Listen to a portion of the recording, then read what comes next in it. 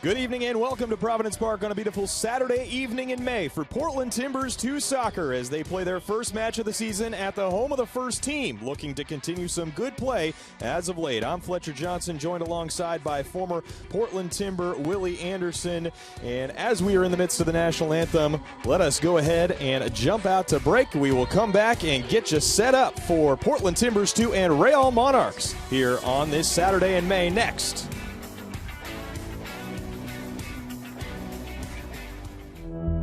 This car wasn't made in Detroit, or Tokyo, or Mexico City.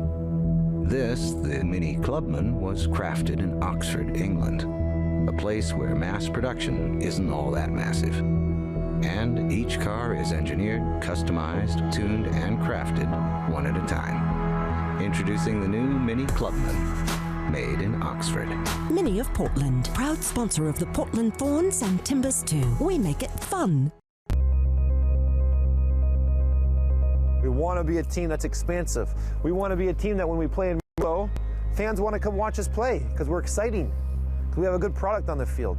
Space left foot, yes! Eddie, Eddie, Eddie! You should see that the hard work that you're putting into it is working. And you should feel excited about that. We can never be satisfied with what we have to do to continue to take the next step. Tonight, home-baked Papa Murphy's Chicken Bacon Artichoke Gourmet Delight, topped with fresh spinach, grilled chicken, artichoke hearts, and bacon. Or try the Vegetarian Gourmet Delight, topped with creamy garlic sauce and your favorite fresh vegetables on a crispy, thin crust. And at just $11 for a large, all you need for this gourmet meal is a comfy spot on the couch. Order online at papamurphys.com. Love at 425 degrees. The world is a curious place, full of puzzles still waiting to be solved. Stonehenge, the pyramids, Easter Island, and today, another enigma rises out of the clouds. Who is the face on the tail?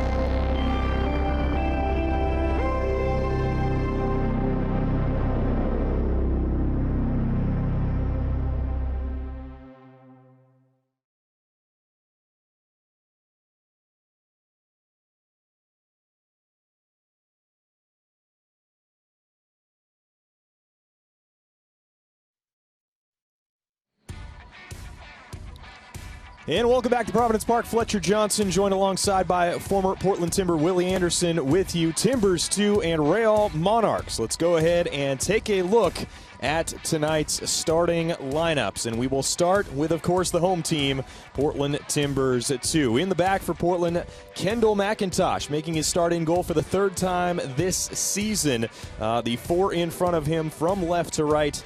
Marco Farfan, the 17-year-old junior at Centennial High School. Michael Gallagher, who has played the most minutes of anyone in USL, has started and played every single minute. Taylor Pay is the captain of the side at right center back, and Terrell Lowe will be on the right side. In the center of the field, Christian Duarte will be on the left, Nick Beasler in the middle, and Andre Lewis out on the right. And then the three up top for Portland, Ben Polk on the left, Carlton Belmar in the middle, and has scored already 4 goals this season. Nico Brett out on the right. Willie, a quick thought on what Portland Timbers 2 is putting out there? Well, the setup is a 4-3-3. With the middle, I would think the middle 2 wide guys will be more like the attacking guys. Yeah. And it depends on how the game works out, but I think a 4-3-3 is a good system for them. So. All right, and to the Real Monarchs starting lineup, Lalo Eduardo Fernandez in goal, making his 5th start of the USL season. Left to right in front of him, Max Lakowecki, Chris Schuler, Emilio Orozco, and Tyler Arnone in the center.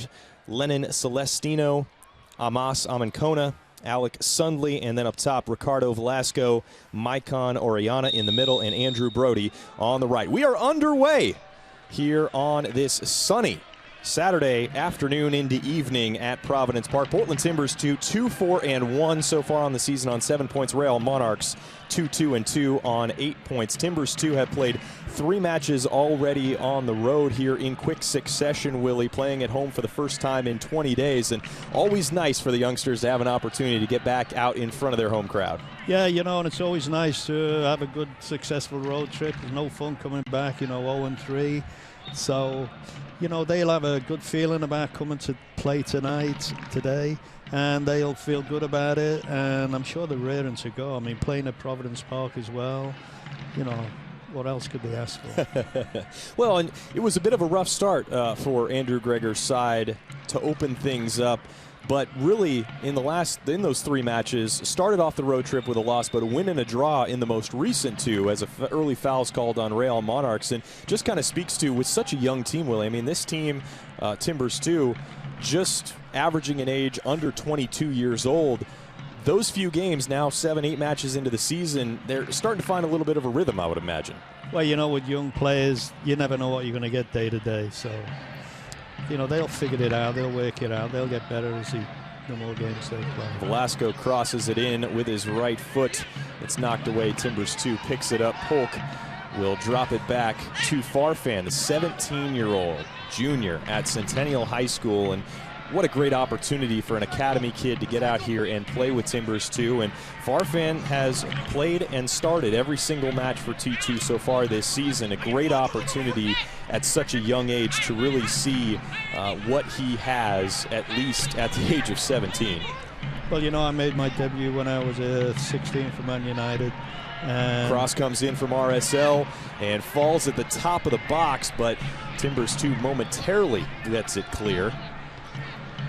And the ball back in, though, quickly, this time on the foot of Brody, and settled in the box, maybe against the liking of Andrew Greger, but it's knocked out for a throw. Yeah, they got lucky there. He miscontrolled it completely, so he got away with it. Arnone sends it in, and the offside flag comes up. So it'll be a restart for Timbers 2 here in the 3rd minute as Maicon Orellana was offside. Going back to Farfan, I made my debut when I was 16 at Man United, so I'm a really big fan. If you're good enough, you're old enough. And I'm really looking forward to seeing him, see how he handles himself at this level. And, if he can be as good as they think he can be, he'd be great for the first team of Timbers. So. Tough turnover from Farfan there, but his teammates pick him up, and Andre Lewis, the Jamaican, picks up the ball and will send it out wide to Terrell Lowe. Lowe, of course, Timbers Academy member as well, just 17 years of age himself, as he gets a good look here, verbally committed to the University of Virginia. It looks like Royal Monarchs, they are playing like 5 in midfield. So it's going to be tight for the Timbers. You get 3 against 5. It's going to be hard. As the ball comes in from Arnone, and Kendall McIntosh, who has really impressed the coaching staff since stepping in after Wade Hamilton was called up into first-team duty with the injury to Adam Quaresay. 3rd start here for him. He's allowed just 1 goal in his previous 2 starts, so he has looked sharp. The 22-year-old from Santa Rosa, California, who led Santa Clara to the 2015 West Coast Conference Championship. And really just a feeling out period here in the first 5 minutes, Willie. It's the first time Timbers 2 and Real Monarchs have faced each other this year, so especially with these younger guys, an opportunity to maybe feel each other out a little bit and see where the game's going to take them. Well, I'm sure you can see by watching the game on the internet there, that's all played in midfield or at the back. Nobody's made a run going forward yet, especially for T2. Everything's controlled, or everybody's playing it safe, knocking easy balls, and nobody's trying to do anything. Emilio Roscoe picks up the ball for Real Monarchs, and they will possess a little bit near the center circle, and it goes over to the left where Lennon Celestiano will get the touch. Ball out to touch for a Monarchs throw, quickly taken and into Orellana, and he is dispossessed by Terrell Lowe. Very nice work by Lowe. sends it upfield, but Monarchs once again in possession. They will punch it long, and it will fall to Taylor Pay, who stepped in with the first team very nicely at a couple different points last year and really helped them on that run to MLS Cup. Ball out to Farfan, defended by Tyler Arnone. Drop it for Lewis. Another player with a lot of speed, a lot of skill on the ball. The Jamaican, really intriguing player, 7th overall pick of the 2014 MLS Super Draft. And lives 10 minutes away from Darren Maddox back in Jamaica. I wish I lived 10 minutes away from Maddox. You might, here in Portland. Who knows? That's true. So the ball goes out to touch, to throw.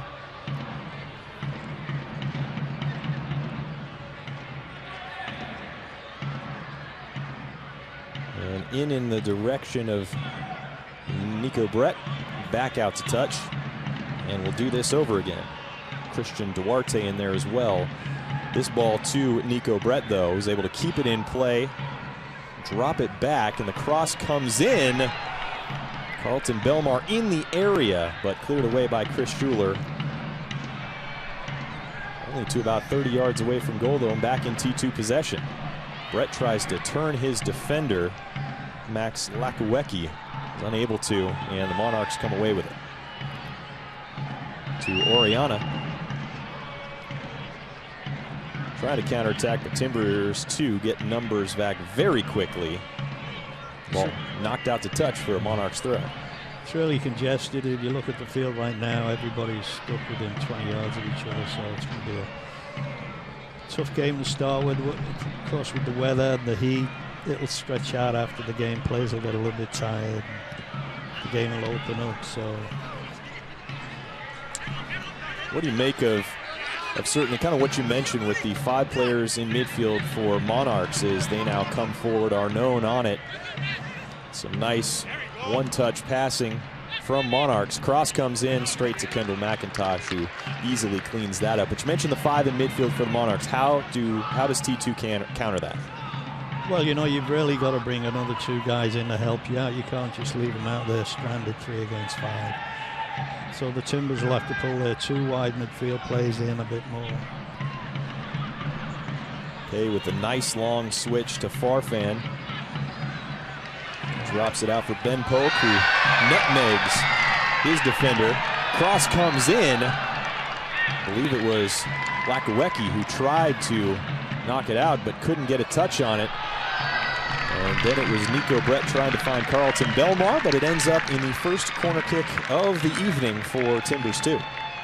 You know, as of right now, Farfan, very impressed. He went forward great there.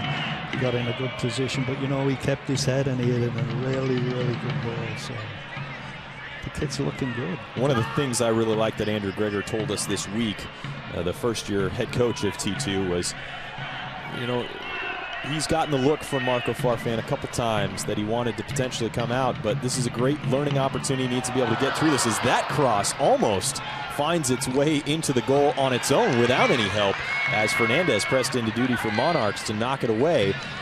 T2 remain in possession. Taylor Pay puts the cross in. Ben Polk tries to get on the end of it, unable to, and Monarchs clear the danger, at least momentarily. Best chance of the early portion of the match for T2.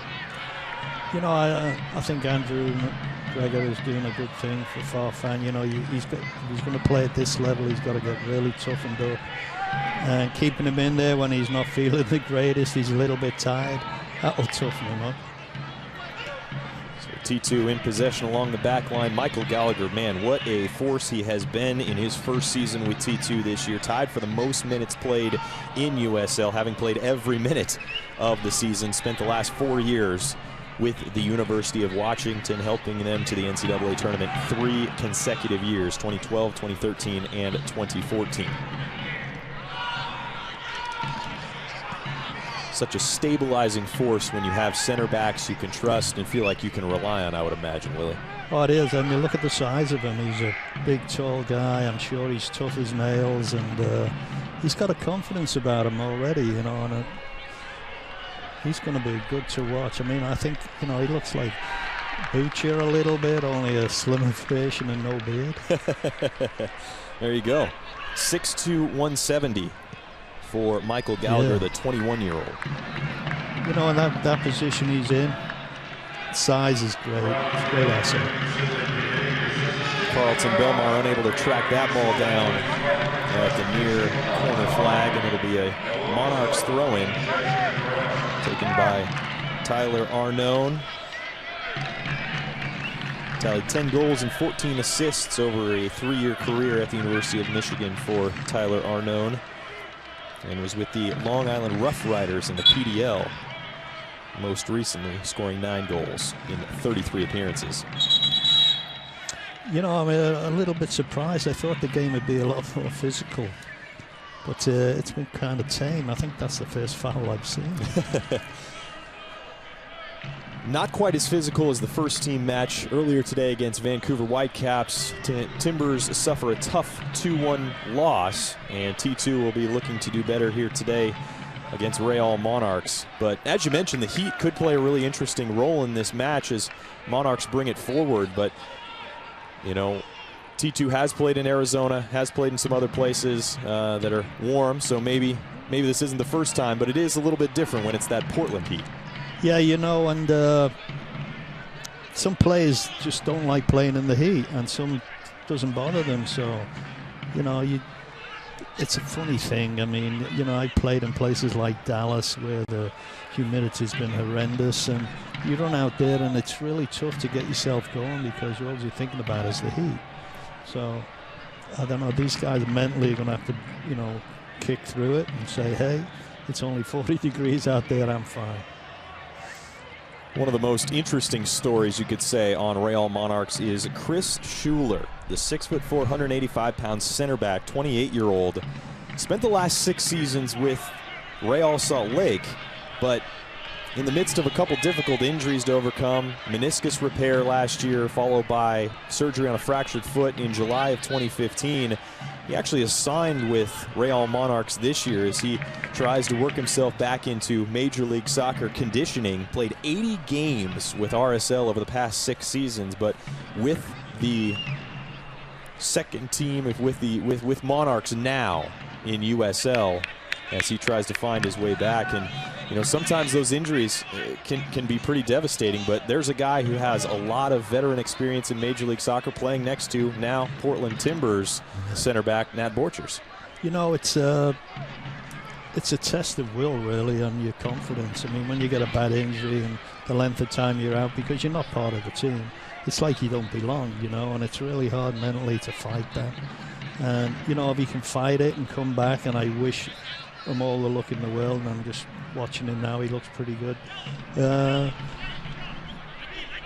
It's just so tough being injured. You know, Liam Ridgewell was out for the Timbers. He didn't even want to watch the games, you know. I mean, he's like, I don't want to watch, I want to play. Yeah. So.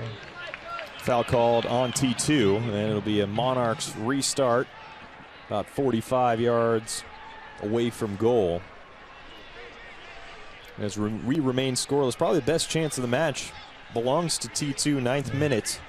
Taylor Pay across into the box, trying to find Ben Polk, but just couldn't quite find his head. You know, if this guy's really good at what he does, he'll be aiming for the penalty spot.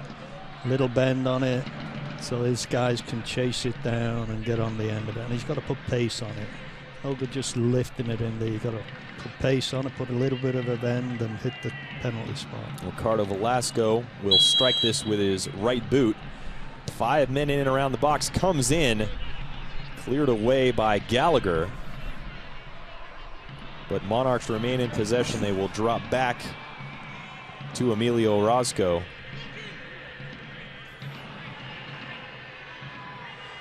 And the Timbers back in possession. Terrell Lowe with it. Finds the head of Ben Polk, trying to find Christian Duarte, but ball all the way back to Monarchs keeper Lalo Fernandez, starting his 5th match of the season. One of many players on this Monarchs side that's a product of the RSL Arizona Academy, signed as a homegrown player back on the 24th of February in 2012. as Velasco comes up this right side. 1v1 defending opportunity for Marco Farfan. Cross comes in from Velasco, headed away by Taylor Pay. Picked up just outside the box by Monarchs, and they will reset Arnone. Back to Velasco. This time defended by Nico Brett. Arnone will send it in. Header once again won by Taylor Pay. And this time a foul on Real Monarchs. It'll be a Timbers 2 restart from the top of the box. Nike, a proud partner of the USL. Follow at Nike Soccer on Twitter for all the latest Nike Soccer information.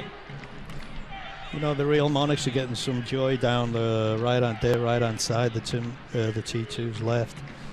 They're getting in behind them. Runners aren't getting picked up. That, you know, if the T2 don't figure that out, they're going to be in trouble.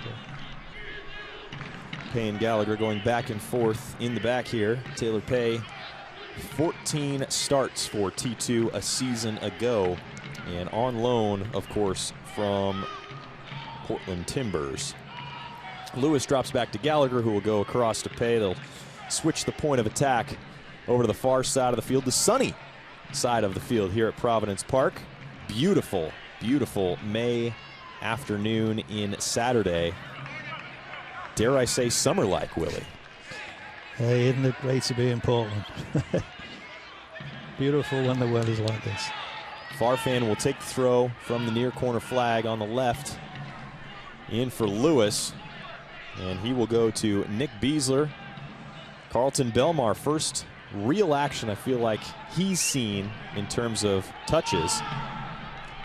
And he's really the guy that makes it go for T2 as he dribbles up and keeps the ball in play. Edge of the box, trying to break through two defenders.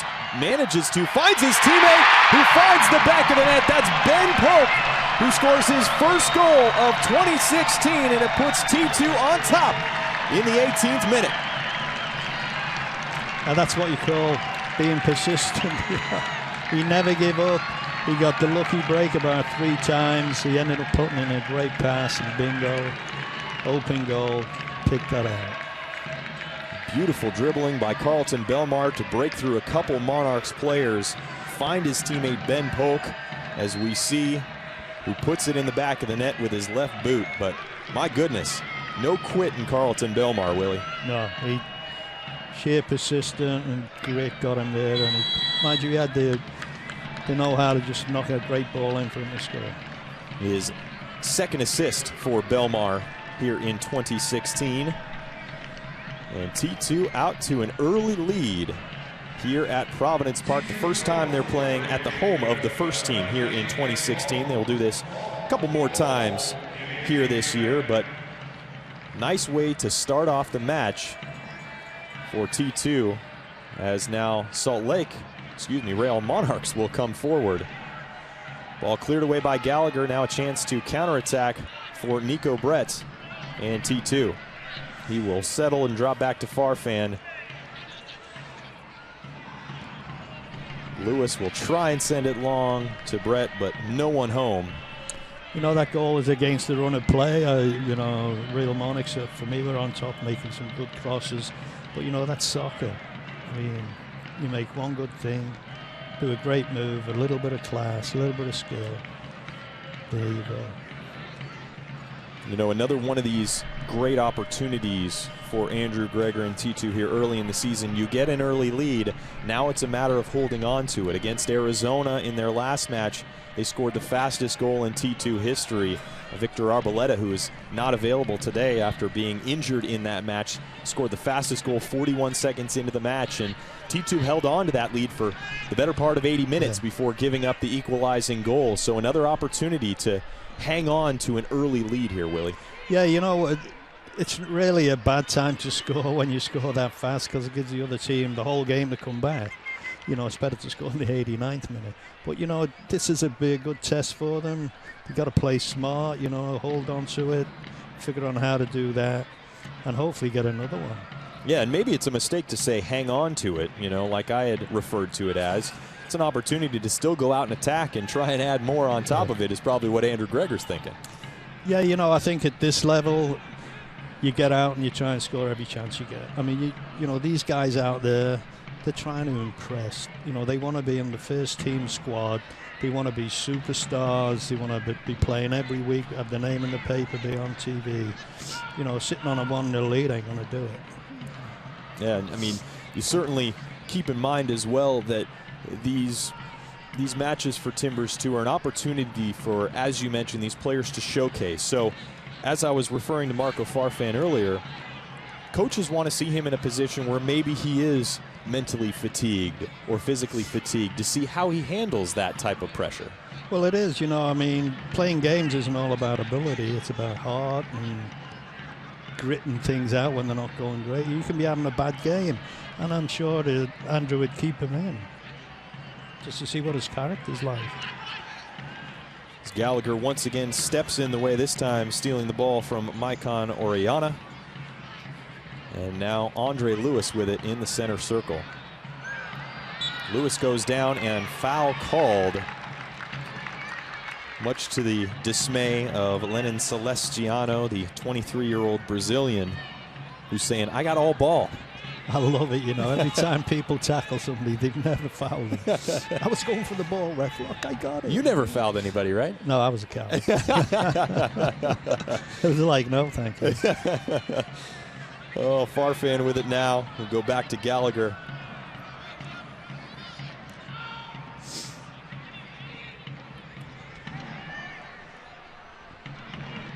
Timbers 2 with a bevy of home matches coming up a little bit later on in the month of May, bleeding over into the month of June. Vancouver, Seattle, and Swope Park, all in a span of about 2.5 weeks. A couple matches right here at Providence Park. One up in Meridian, Idaho at Rocky Mountain High School. That'll be the June 4th match against Swope Park. You know, I've just figured out why I think the Timbers are struggling a little bit down their left side. Farfan is going way too far up, and he's leaving a big gap behind it. And they're taking advantage of that, Real Monarchs. He's got to learn when to go forward and when to hold. So, you know, he's a kid, he's got to learn all that, and the only way he's going to learn is by playing. So. Timbers in possession. Christian Duarte sends it long for Nico Brett, who gets there before Tyler Arnone. Is he able to keep it in play? No, the ball went out just barely. But once again, showcasing the speed that exists on the wings on this team. Ben Polk, the first round or the draft pick this year for the Timbers first team. And Nico Brett, of course, another draft pick who's on loan from the Timbers, who was the second round pick this year. You know, I didn't think he was going to get there. He was really, really quick. He's quicker than I thought he was. I thought he had no chance of getting there. But then when he got there, you know, he didn't keep his head. Shame, he did all the good things and screwed up on the easy stuff.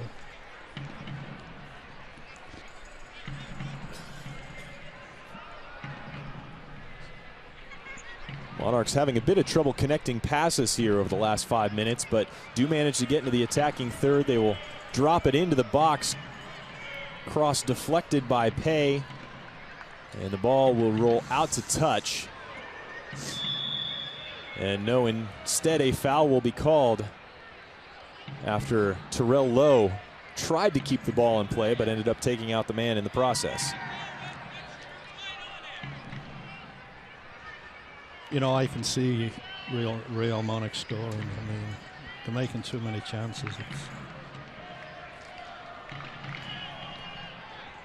A two-man wall for T2, as Ricardo Velasco will be the man to take it.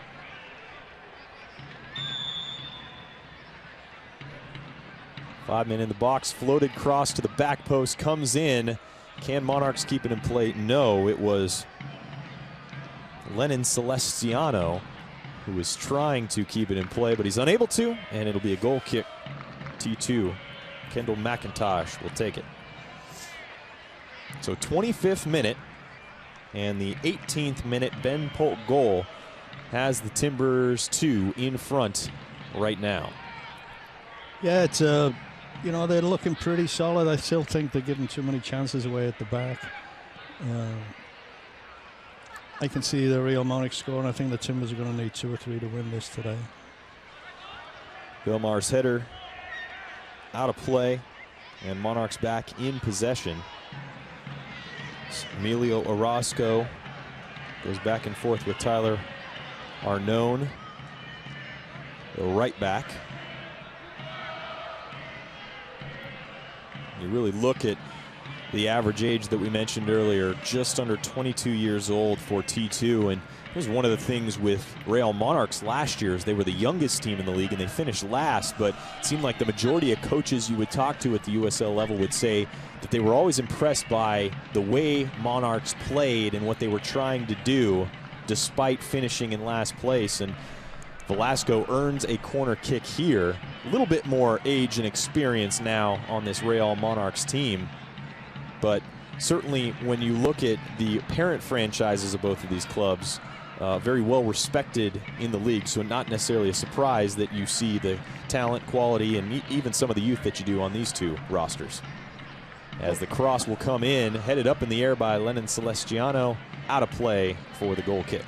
Well, I think that both teams, you know, they don't go out and sign these huge marquee players. You know, they keep it pretty sensible. They seem to run a really good business financially wise. So I think, you know, everything starts at the top.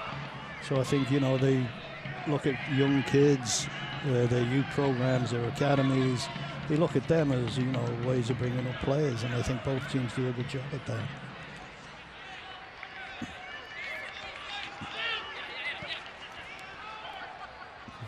You go back to T2's last home game, 2 wins, 1 loss, 1 draw, so results in 3 of their last 4 after starting off the year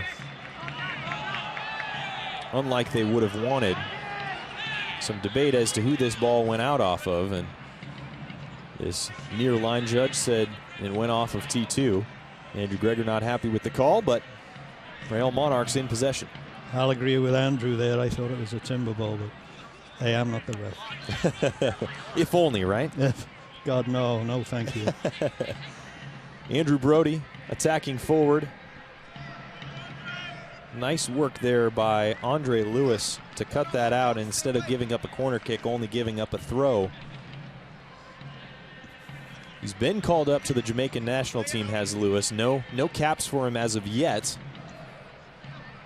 Tore his ACL in 2014 while on loan with Charleston, and at least in the appearances we've seen so far this year, which he started every match for T2, certainly looks to have that speed back and someone that has that creativity in the midfield and certainly can do some things, cause some problems for the opponent. You know, I think the number 16 for Real Monarchs, Amakona, I think. Yeah. He's getting a lot of room. He's running around, getting space. I think he's like a thorn in the side as of now. You know, he doesn't play right up top. He plays off a little and then he makes runs forward. So nobody knows who to pick him up. He's like in the middle in no man's land. Midfield don't want to pick him up. The back 4 don't want to pick him up, so he's getting a lot of room.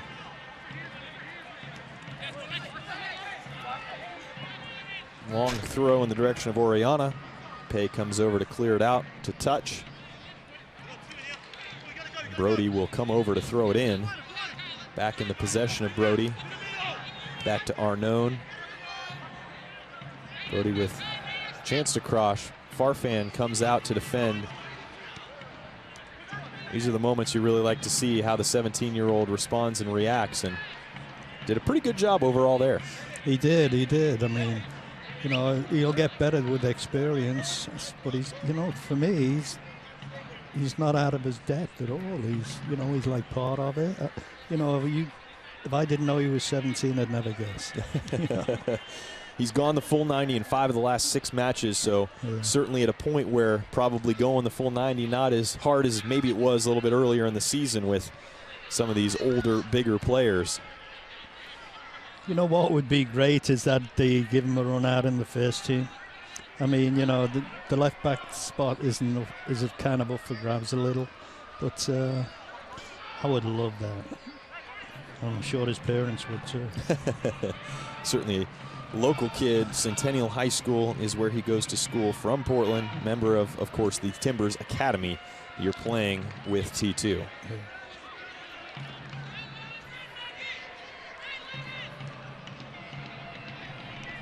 Haven't called Nick Beasler's name much. Dropped it off to Lewis, who will go out to the right to the other 17-year-old on the back line, Terrell Lowe. So certainly some youth in that back four for T2 at both the outside back spots. Farfan able to control it, but it's cut out by Emilio Orozco. Foul called on Christian Duarte. It'll be a restart for Real Monarchs as Celestino is the man on the field. You know, I'm a big fan of youth, but I think you need some experience in and around it to help him out, make him better, talk him through stuff. So get into the game through the USL social media channels. Follow the USL on Twitter, Facebook, and Instagram for news, live game updates, and video highlights from across the league. 1-0 in favor of Timbers 2, thanks to a Ben Polk goal in the 18th minute after some impressive dribbling through defenders by Carlton Belmar. Maybe a little bit of luck in there as well, but a lot of skill, no doubt, as T2 will attack forward. Ball too far out in front of Nico Brett from Andre Lewis, and Monarchs quickly with the throw back in to restart things.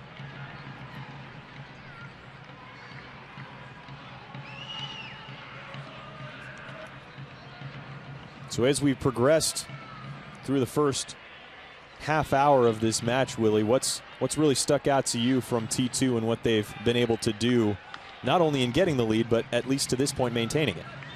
You know, they've been pretty solid in midfield. You know, but the back four is getting dragged about a little bit, but I think that's, you know, how well the Monarchs are doing, the runs they're making. So I think they've got to figure out at halftime. I'm sure Andrew will, you know, what are they going to do about their extra players in midfield. So. Fletcher Johnson, Willie Anderson here with you at Providence Park. First Providence Park match of the season for Portland Timbers 2. And it's off to a good start with that Ben Polk goal in the 18th minute. Certainly a warm day. We'll see how that has an effect as this match gets into its latter stages. But still about 13 minutes to go before halftime. Monarchs tries to keep it in play, unable to. And it will be a goal kick for Kendall McIntosh, who really, Willie, after the first 5 minutes, has not seen much action other than goal kicks. There hasn't been that much that's happened in front of his goal. Well, I don't think he's had a save to make. I don't think they've had a shot on target. They've got crosses in, but, you know, not really great crosses, just a lot of crosses. So, you know, he hasn't had a save to make. So if we can keep it that way, hallelujah. Here we go. Nice header from Ben Polk. Gets the ball to Christian Duarte. He'll drop it back for Carlton Belmar. T2 now will switch the point of attack. Pay to Terrell Lowe. To Nico Brett. Nice spin off his defender. Now to the edge of the 18. We'll drop it back just a little bit behind Beasler as Farfan comes forward.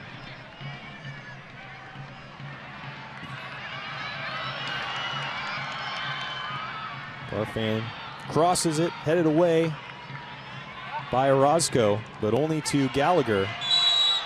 Handball called on Oriana. It'll be a restart for the Timbers just in front of Andrew Greger, quickly taken by Gallagher to Beasler and far over to the right for Terrell Lowe.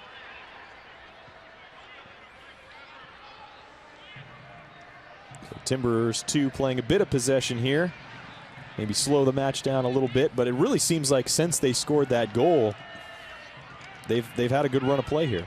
Yeah, you know, I think where they can really do some damage is down this left-hand side, especially with Farfan going up. He's like an extra forward. He's getting in good positions, making good decisions. So I think that if they're going to do any damage, I think it's going to be up and down this left.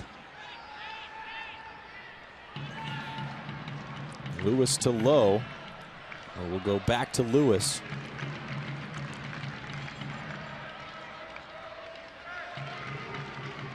And you wonder if this heat may be already having a little bit of an effect on Monarchs, as really didn't provide much pressure on T2 until the ball was a good 10 to 15 yards into their own half. Yeah, you know, we're getting to close to 35 minutes, so, you know, the longer the game's going, the harder it's going to get. So I think, you know, especially if they're playing on the far side where they're in the sun, that's going to be tough. Andrew Brody, the player down on the field, as Gallagher came up over the top of him to win that header. Appeared as if Brody just kind of stopped running. And he remains down holding his head. You know, here's a little thought. The Timbers are playing in just about white. To me, that's a better strip to play in on a day like today. I mean, you look at Real Monarchs, I mean, that uniform looks really warm to me. Yeah, I'd rather play in the white than having to put that on in this heat. The benefits of playing at home, right? Yeah, you bet. So Brody is up. That's good to see. Worth noting as well, in case you're tuning in to a Timbers 2 match for the first time this season, in USL, you're allowed 5 substitutes, not the 3 that we tend to see in MLS, the 5 in USL. So certainly allows a little bit more flexibility for the coaches. Andrew Greger, who's in his first season, and Freddie Juarez, who's in his second year at the helm of Real Monarchs, giving some guidance to Lennon Celestiano, what he wants him to do, where he wants him to be. As that stoppage of play gave us a little break, players took in some water, and we're ready to restart this thing. You know, I think that 5 substitutes is really hard for a coach. I think that's a lot of people to change in and out. I don't know whether it's a good thing, and I'm sure Andrew Greger would rather just have 3 where it's not as hard. Yeah, and throughout the course of this season, Timbers 2 have not used all 5 subs in any match so far this year. So would not expect to see them use any more than 3, if they even use 3 here this evening.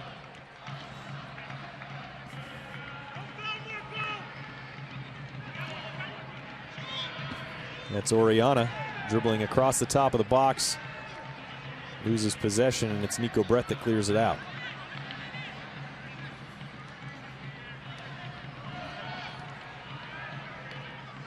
Timbers 2 have done a good job of shutting down pretty much anything Real Monarchs have tried to do once they've gotten to the attacking third.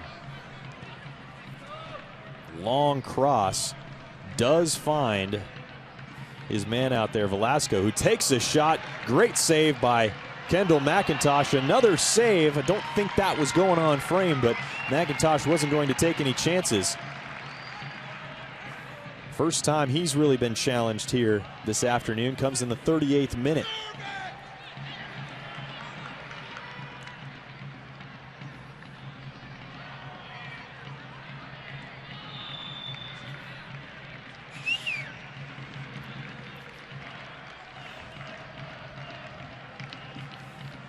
So Timbers 2 earn themselves a throw as we approach the final 5 minutes of the first half.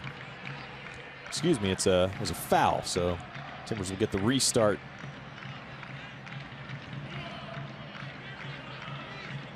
You know, they got to be really careful this fight. You know, you go in 1-0, it's great. The Real Monarchs get a goal, an equalizer, they're going to go in feeling great.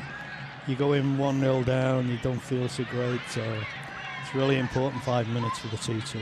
And it seems like you always hear the last 5 minutes of a half, first 5 minutes of the second half are always so crucial. What's key to helping a young team develop that killer instinct or that ability to kill off a stretch of time like that?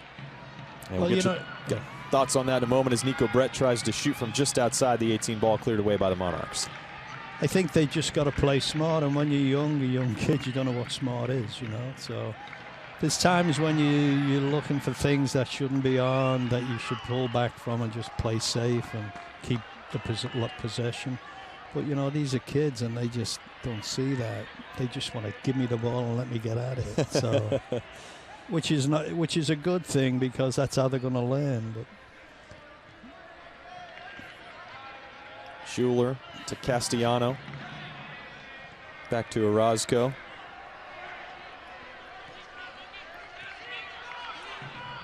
Timbers 2 pressing high, trying to win the ball back, and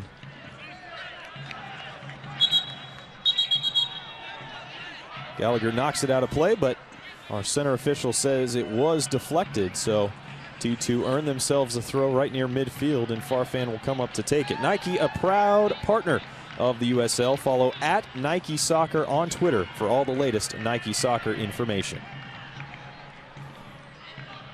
Belmar ends up on the ground, but T2 remain in possession. Farfan drops it back for Pay, who will switch the point of attack. Lowe will make the overlapping run. Get the ball from Brett. Brett unable to stay in possession. Now wins it back through some effort and energy. To Lowe, back to Beasler.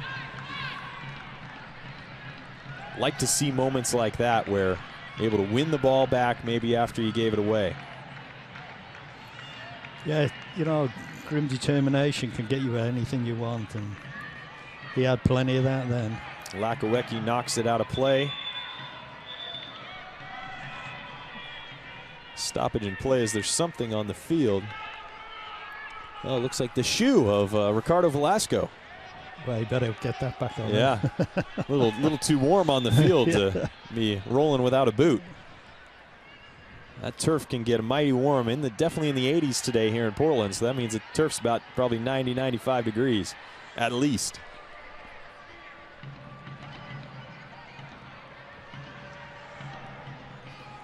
The turf obviously of such great quality here at Providence Park.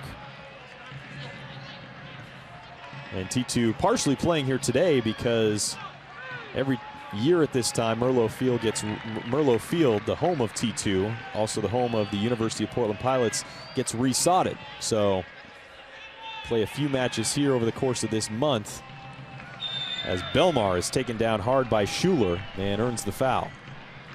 You know, I'm just looking around at the players and looking at some tired bodies out there. Some hands on hips, hands on knees. More so for Real Monarchs than for Timbers 2. Is that a product of just having that lead, having that goal? No, I think, you know, the system the Monarchs are playing, you got to do a heck of a lot of running. And I think it just takes its toll. I think the Timbers have been more, you know, more in place, more set. The Timbers actually look pretty solid. I mean, I'm looking at their back four, and they seem to be, you know, got it in control most of the time. Midfield, they seem to be handling it fairly well. So, and, you know, I'm just looking now at Farfan, and he's like outside left. I mean, he's standing right next to Polk. Yeah, really playing up high. Yeah. Pay and Gallagher are basically just outside the top of the 18. Both Lowe and Farfan are at midfield. Beasler drops back to pick it up. Try the long over the top ball in the direction of Carlton Belmar, who does appear to get a foot on it, but it's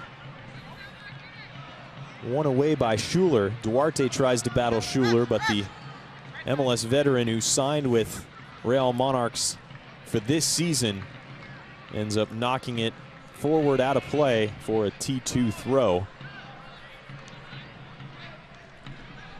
You know, I'm sure that's a tactic of Andrew Gregor's, having Farfan push up, because Gregor's right next to him, so if he didn't like it, he would have told him by now. You know, so I'm sure it's a game plan. Well, and again, one of the things, you know, that we'll probably talk a little bit more about in the second half is the fact that one of the great things about having Timbers 2 is you have a chance for these players to participate in training with the first team and go through the experience of training with the first team and learning the system as well, because T2 is going to run a lot of the same things, if not all the same things that the first team does.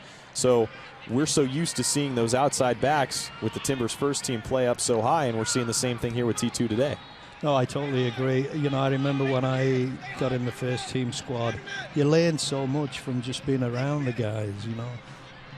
You learn how to handle yourself, you're self-confident. You know, the game's all about confidence, and when you get pushed up to the first 11, then your confidence goes sky high. So approaching first half stoppage time. Wouldn't expect much, and indeed just 1 minute of stoppage time here in the first half. See if the Portland Timbers 2, can find another goal here before the break. But I would imagine they'll just be content to head into the locker room with the 1-0 lead on the Ben Polk goal in the 18th minute. Farfan will key the throw-in. And there's the whistle for the, foul. Foul on Carlton Belmar, excuse me. I thought that was the end of the first half, but no. Foul on Carlton Belmar, so Monarchs will get us restart here. And I would imagine the first half whistle won't be too soon after.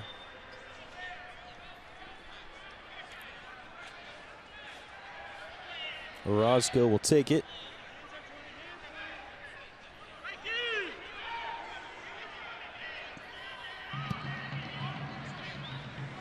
Send it long up this right-hand side. The height of Michael Gallagher wins it again. Polk helps it on back into Monarchs' half.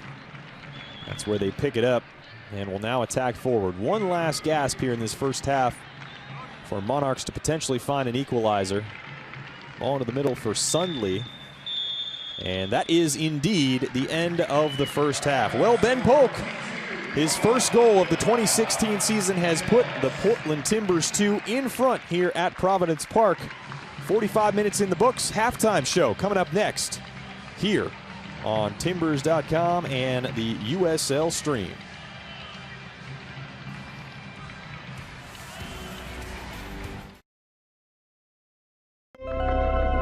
The world is a curious place, full of puzzles still waiting to be solved. Stonehenge, the pyramids, Easter Island, and today, another enigma rises out of the clouds. Who is the face on the tail?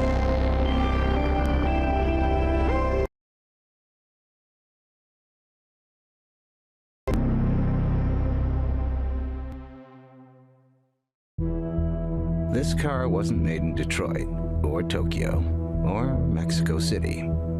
This, the Mini Clubman, was crafted in Oxford, England, a place where mass production isn't all that massive. And each car is engineered, customized, tuned, and crafted one at a time. Introducing the new Mini Clubman, made in Oxford. Mini of Portland, proud sponsor of the Portland Thorns and Timbers 2. We make it fun.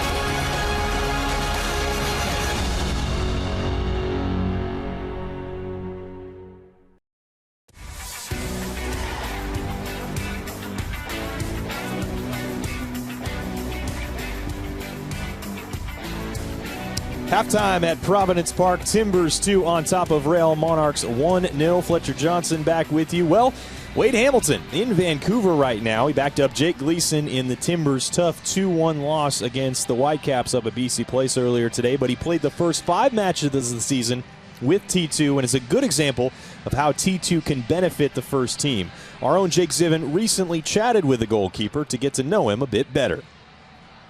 I'm here with Wade Hamilton, Timbers goalkeeper, T2 goalkeeper.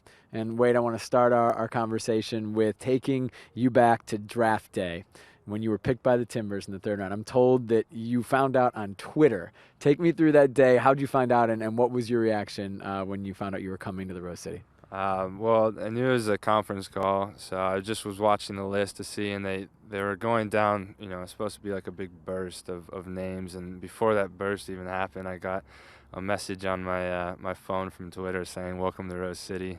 So I knew that I got drafted and picked up, so I was already chanting before my name even got, you know, posted online, but I couldn't be any happier to be here, so. Only in 2016 do you now get alerted by Twitter of where your professional career will start. What's it been like for you these first few months, being a professional athlete, being a professional soccer player, and in this environment specifically? It's definitely a faster pace from college, you know, diving right into it. Kind of a little slow start, but started to pick up, got in the rhythm of things.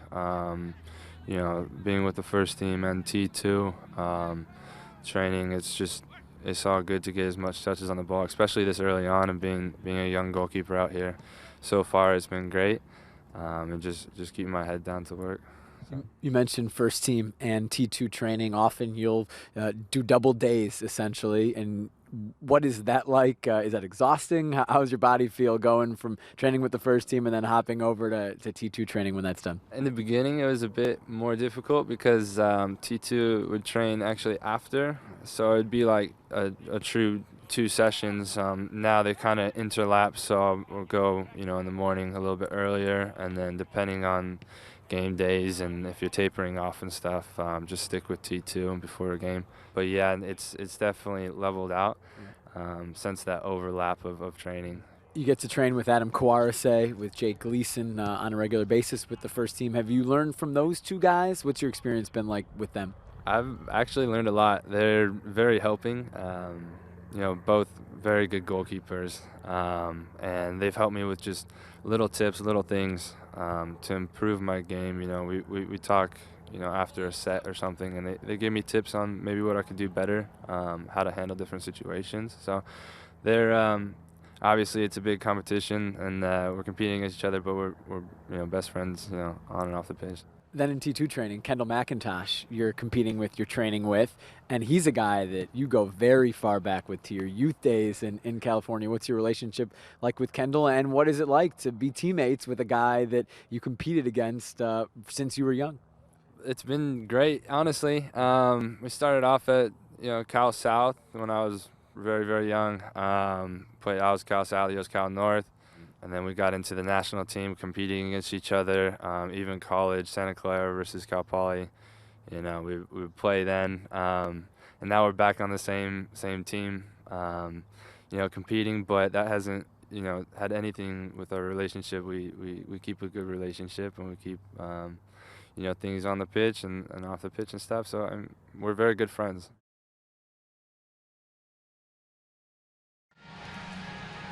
Coming up next, we'll take a look back at the first half highlights. Timbers 2-1, Real Monarchs 0 at the break here from Providence Park.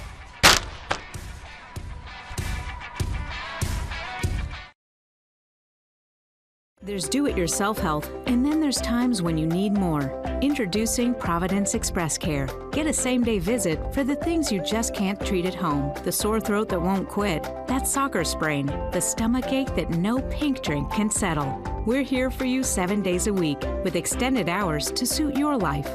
Want fast care from folks who know health? That's Providence Express Care. Find the location nearest you today at providenceexpresscare.org. We want to be a team that's expansive. We want to be a team that when we play in Merlot, fans want to come watch us play because we're exciting, because we have a good product on the field. Space left foot, yes! Eddie, Eddie, Eddie! You should see that the hard work that you're putting into it is working, and you should feel excited about that. We can never be satisfied with what we have to do to continue to take the next step. Tonight, home-baked Papa Murphy's Chicken Bacon Artichoke Gourmet Delight, topped with fresh spinach, grilled chicken, artichoke hearts, and bacon.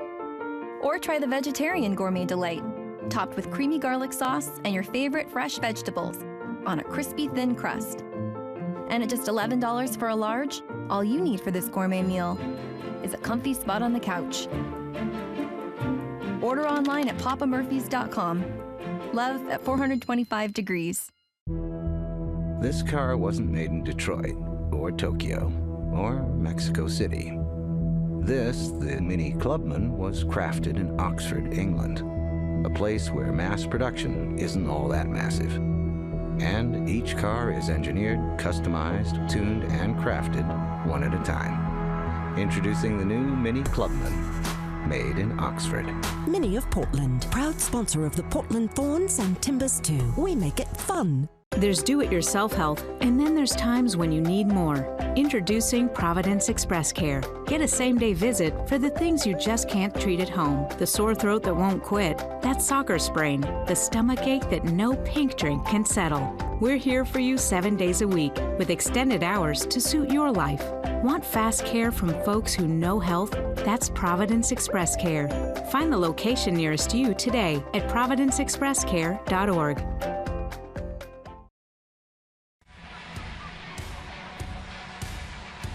Timbers 2 leading Real Monarchs 1-0 here at the break at Providence Park. Welcome back to coverage of T2 and Monarchs, and it's time now to take a look at our first half stats. Certainly a beautiful day here at Providence Park for some soccer, and T2 got things started early. Big save from Lalo Fernandez early on. And then, of course, we see the magic of Carlton Belmar. Yeah, he's never give up. Look at him. He keeps going, falls over 2 tackles. It's a great ball, keeps his head. Bingo. So he finds the goal, or finds his teammate Ben Polk, who scores his first goal here in 2016 with T2. And we once again get an opportunity to look at him break through the defenders, not quit. And, of course, the finish from Ben Polk, great as well. Well, he kept his cool at the end and played in a great ball for him to score. So, really, the only opportunity Real Monarchs had in the first half came late on in the first half, and Kendall McIntosh once again stepped up big with a couple saves. Yeah, I think, the goalkeeping party, the first one out right to a real Salt Lake player, so. Real good stuff from the Portland Timbers, too, who find themselves on top of the break 1-0 over Real Monarchs. We'll be back with second half action after this.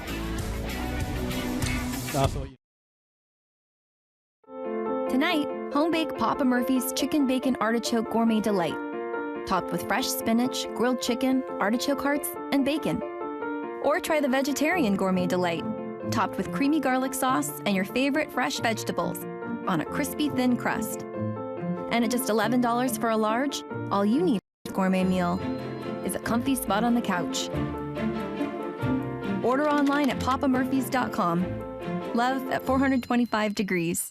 The world is a curious place, full of puzzles still waiting to be solved. Stonehenge, the pyramids, Easter Island, and today, another enigma rises out of the clouds. Who is the face on the tail?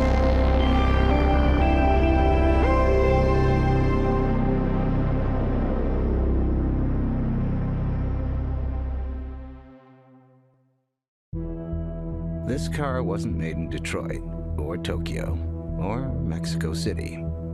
This, the Mini Clubman, was crafted in Oxford, England, a place where mass production isn't all that massive.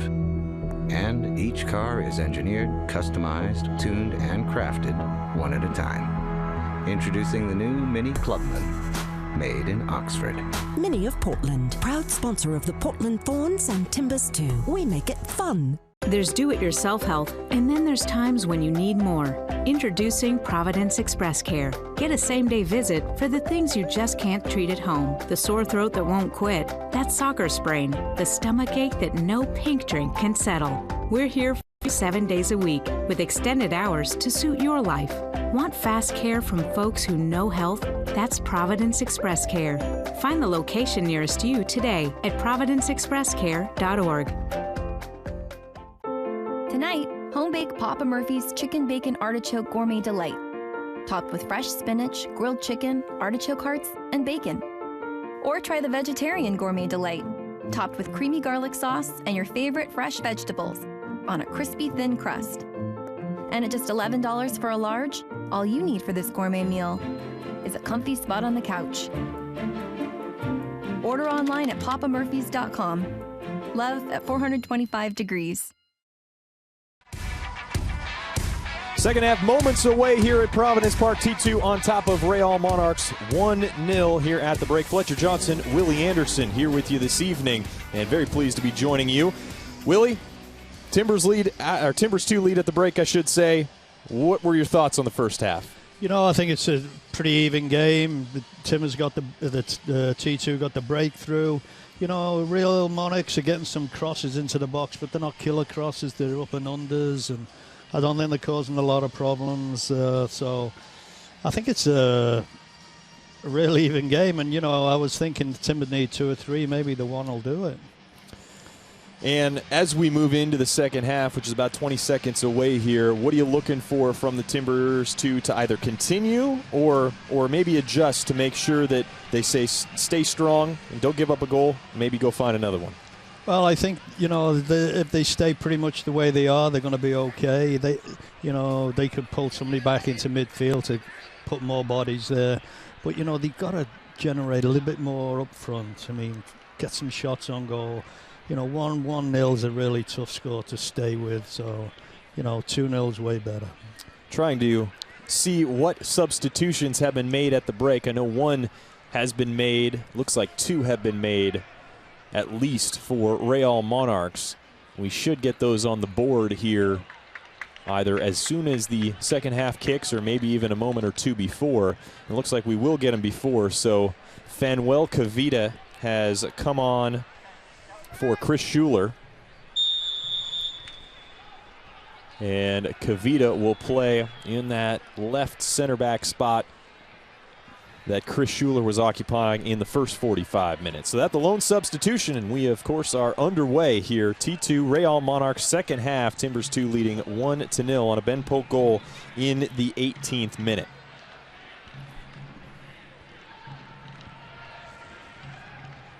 Always crucial coming out in the start of the second half, Willie, to find your rhythm, find a little bit of rhythm after sitting down for 10 or 15 minutes. Yeah, you know, you really calm down, cool down in the locker room, so you've got to be really careful. And well, that was a foul. I mean, you know, I think teams scored a lot in the 45th to 50th minute. It's because players are just not ready to play again. So Terrell Lowe now down at the bottom of your screen now as Farfan switched out to the left side in the sun after it got to be in the shade all first half. Has possession of the ball now. Miscommunication with Beasler. Creates a turnover. But Arnone playing pretty negative, and Farfan able to steal the ball back as he was looking for his teammate. Christian Duarte trying to chase it down. Can't quite get there as Arnone gets there in front of him. Now has it in front of the corner flag. Knocks it off at Duarte for a throw. I'd like to see a little bit more out of Duarte. Get more into the game. Get more involved. He's playing on the peripheral. He's not involved at all. He needs to really step it up, I think.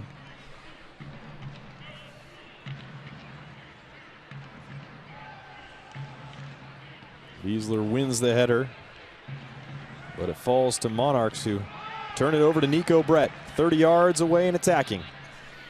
Taken off of him, though, by Oriana.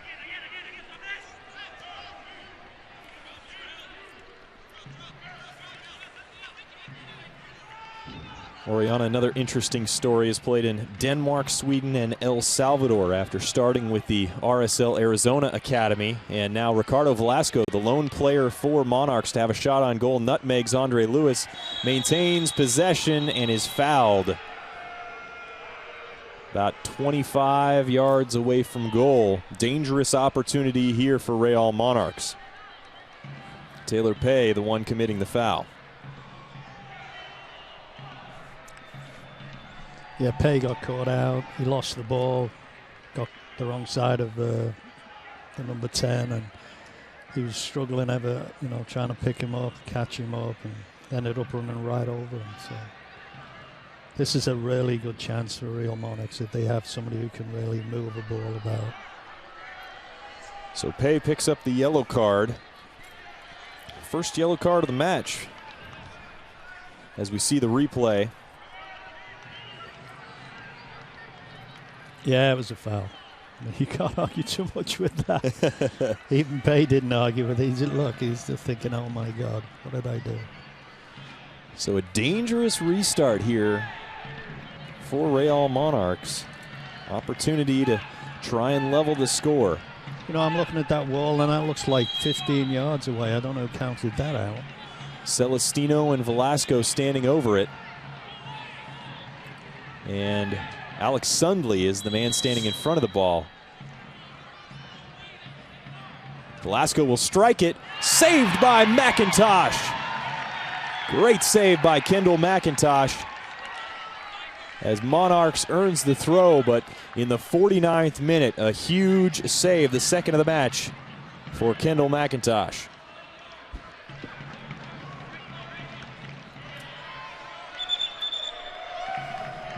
Full dive to his right. Yeah, he made it look spectacular. I'll give him a 10 for that. Timbers trying to clear danger and eventually do. Carlton Belmar now with a chance to counterattack. Not many numbers for the Timbers. Heavy touch. But Timbers to get possession back, only to send it out of play for a Monarchs throw. Taken by Lakawecki, excuse me. As Fanuel Kavita goes over to Orozco, who sends it outside to Arnone.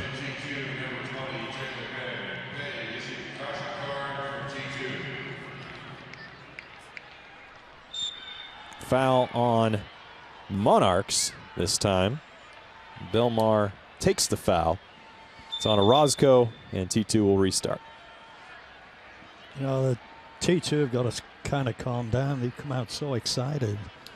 I mean, they're giving the ball away easy. They're getting bad passes. They've just got to calm down and get it going again and knock it about. And once again, worth noting, T2 scored that fastest goal in team history last weekend. Victor Arboleda, 41 seconds in. And they held that lead for basically 80 minutes until they gave up the equalizer against Arizona United and ended in a 1-1 draw. Well, I hope they can keep this one off for 80 minutes. I myself would prefer 90. I don't know about you. No, I mean 80 minutes from when they scored. Yeah, there you go. That would equate to 3 points in a continued good stretch for Timbers 2 as Nico Brett picks the ball off of Lakawecki, continues to dribble forward. Pass just too far out in front of Christian Duarte.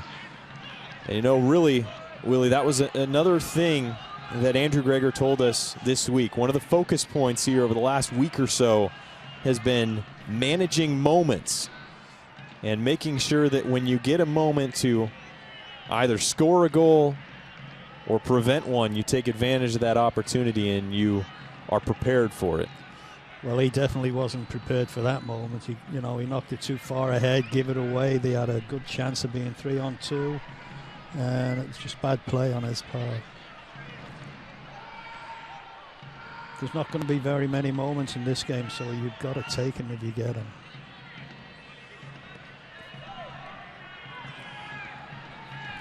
But Real Monarchs have really struggled in their own right, taking advantage of opportunities and moments that they've had in this match. And you could say that it's a product of T2 and the way that they've played, as Brett will send the crossing, got two men down there, ball falls to Ben Polk at his feet, drops it for Beasler, who will shoot, and it's wide right of the goal. Does it take a deflection? Yes, it does. So that will be the Portland's second corner kick of the evening. Not very many, huh? Nope. Have not seen many corner kicks so far here in this match. Keep up to date with the USL all season long by visiting the new USLsoccer.com for everything you need to know about the USL. It will be Marco Farfan, the 17-year-old junior from Centennial High School, to take. In swinger. Fernandez out quickly to grab that one. You know, if you're going to hit corners in like he can with the bend on him, you got to put some pace on him. Or, you know, the keeper can come out and get him if they're not. Velasco quickly coming the other way, but puts it too far out in front of Oriana. And it's cleared away by T2. Opportunity to counter there, nicely taken care of by Portland. Celestiano with it in the center of the park. Will go out right to Arnone. Up to Alex Sunley. Haven't called his name much this evening. The 22-year-old from San Clemente, California. Product of California. Spent some time with the Rochester Rhinos as well. Actually a college teammate of Seth Kasipli, who's on this T2 squad.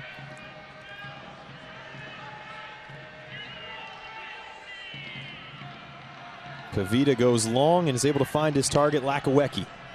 Defended by Lowe. Velasco with the cross. Falls. Shot comes. Kendall McIntosh with a save once again. It was Andrew Brody that time who had a chance to strike it with his right boot. Didn't look like he struck it cleanly, but Kendall McIntosh cleared it up. I think what's causing the T2 some problems right now, they're throwing Real Monarchs midfield, they're making runs beyond the back four, and they're not getting picked up. So, like, that cross there come from the midfield. He made a great run from the back, and was not picked up. Some nice work by Beasler to control it. Gets it to Lewis, who sends it outside to Ben Polk. Heavy touch from Ben Polk. Ball deflects back to Lewis, though, and T2 remain in possession. Just one shot on target for both sides in the first half.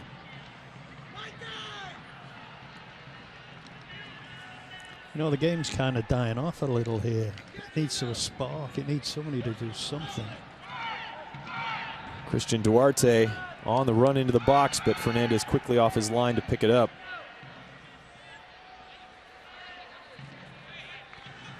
And how do you inject that with, obviously, other than a goal? What are you looking for from Portland to maybe bring a little bit more life into this match? Well, yeah, I think it's down to an individual, you know. You just got to take it in your mind. Give me the ball.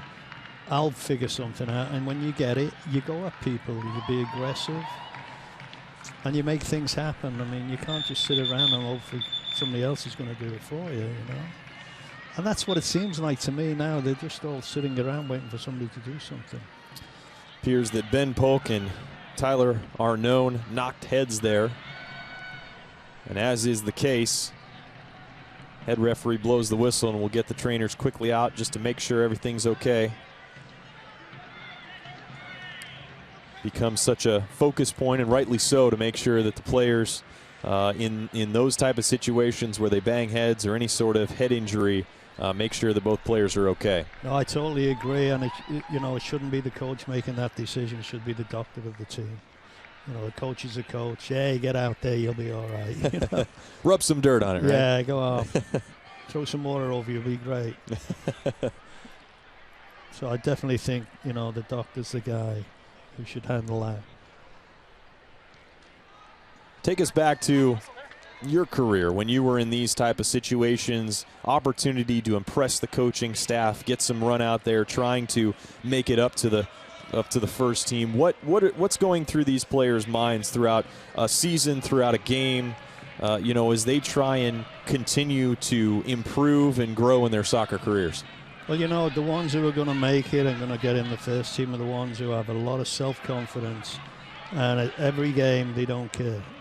It's the ones who are a little bit... Velasco cross in, taken care of by Gallagher and Beasler, who sends it out to touch. You know, it's the guys who are a little bit afraid, want to be safe. You know, I don't want to do anything wrong because the coach will think I'm bad. It's the guys who think, give it, I don't care if you do it wrong, I'm going to try. They're the guys that will do it. Velasco once again on it. cleared out by Andre Lewis to touch for another Monarchs throw.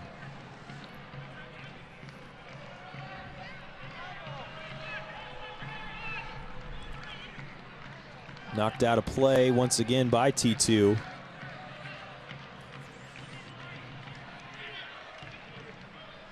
And that's one of the most exciting things of these matches, is to see how some of these young players, whether it be a Terrell Lowe, Marco Farfan, or others, respond in these moments like we'll get to and like we are experiencing in this second half, where you're trying to maintain a 1-0 lead and you're playing along that back line when you know Real Monarchs are going to send everything they got at you.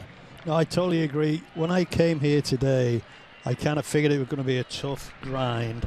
But, you know, I came here to get wowed. I want somebody to go out there and I'm go, wow, he's good. You know, and that's what I want. I want somebody to come out there and just blow my socks off. And I haven't seen it yet, and it's such a shame. Farfan I like a lot. I think he's got something. But, you know, nobody else seems to take the game by the scruff of the neck and go, here, take that. Suddenly drops it out to Velasco. Chance to cross, sends it in, takes a deflection. It looked like it was Brody who tried to get his head on it and couldn't. And it's cleared out to touch by T2. Good moment there from Real Monarchs. Probably their most dangerous opportunity of the second half.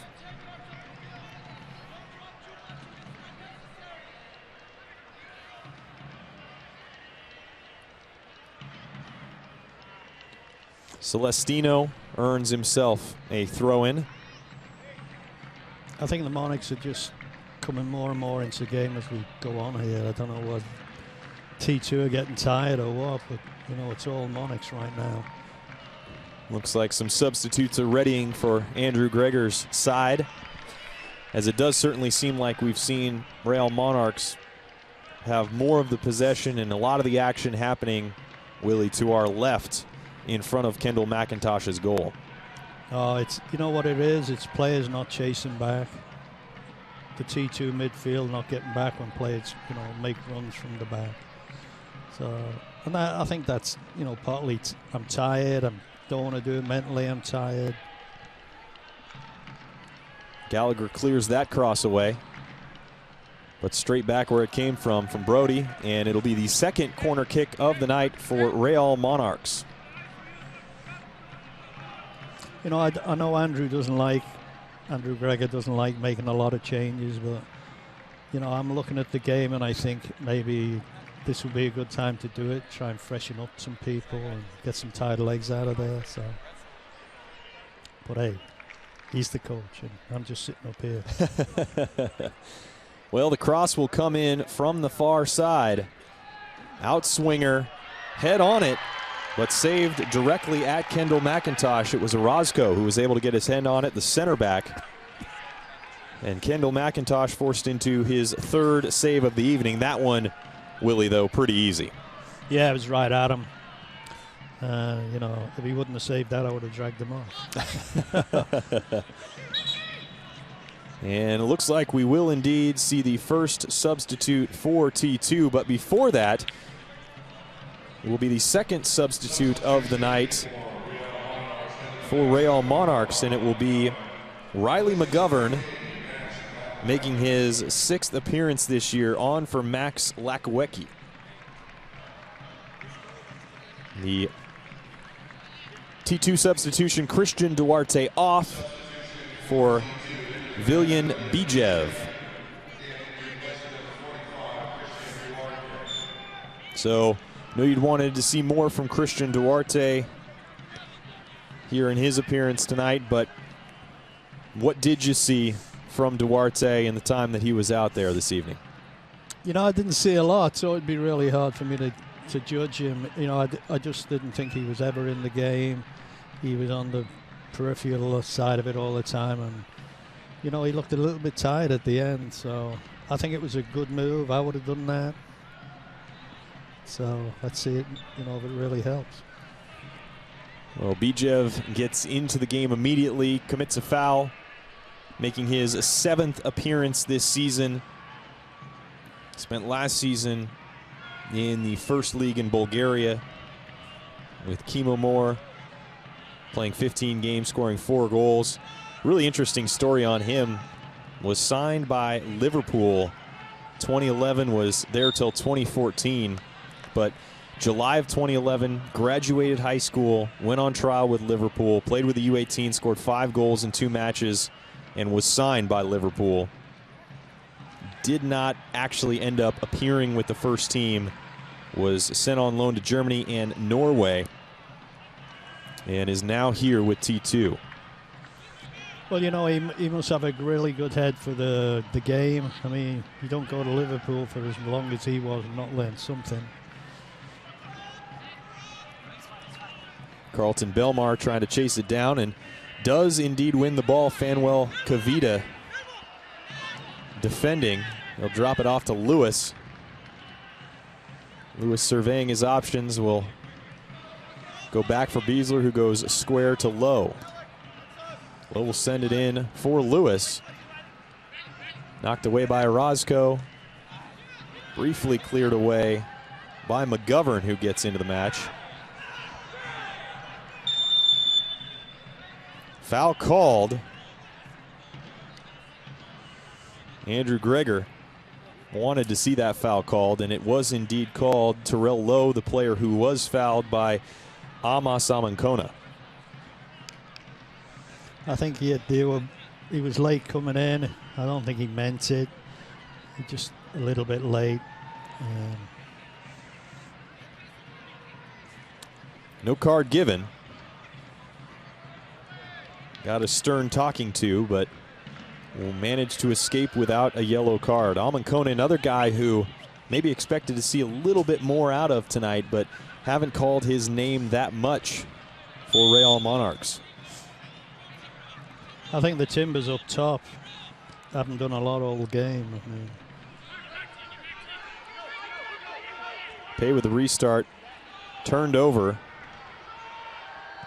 Kendall McIntosh out of his 18 to knock that one all the way to his opposing goalkeeper, Lalo Fernandez. 66th minute. Ben Polk's 18th minute goal still standing up as T2 maintaining their 1-0 lead. Carlton Belmar earned the assist,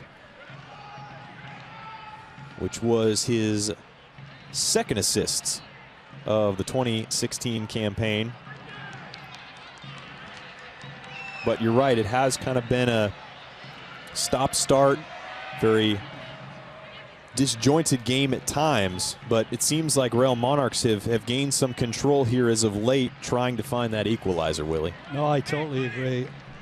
They look in the better team right now. They have more, the Timbers seem frantic, don't have no composure. The Timbers need somebody to just put his foot on it and knock it about and calm everybody down. Bijev with his second foul since coming into the match just a few minutes ago.